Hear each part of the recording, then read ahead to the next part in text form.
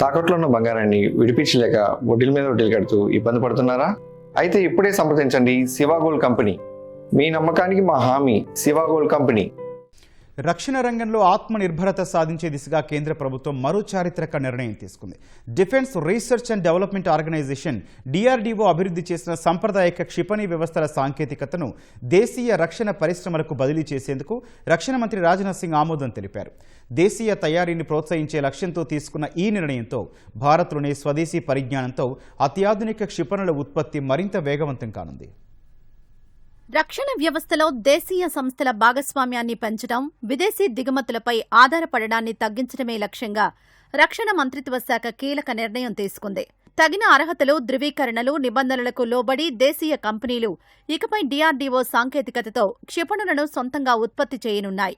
ఈ పరిజ్ఞాన బదిలీ ద్వారా క్షిపణి వ్యవస్థలు పరిశోధనా దశ నుంచి నేరుగా పారిశ్రామిక స్థాయి భారీ ఉత్పత్తికి మార్గం సుగమమవుతుంది.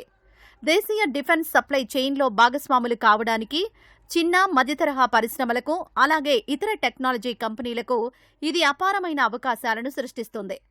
గత 10 ఏళ్లలో రక్షణ రంగంలో భారత్ అనూహ్యమైన ప్రగతి సాధించింది.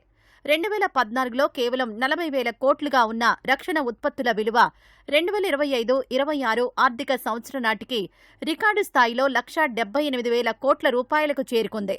అదేవిధంగా రక్షణ ఎగుమతులు కూడా 38,424 కోట్ల చారిత్రక స్థాయికి చేరాయి.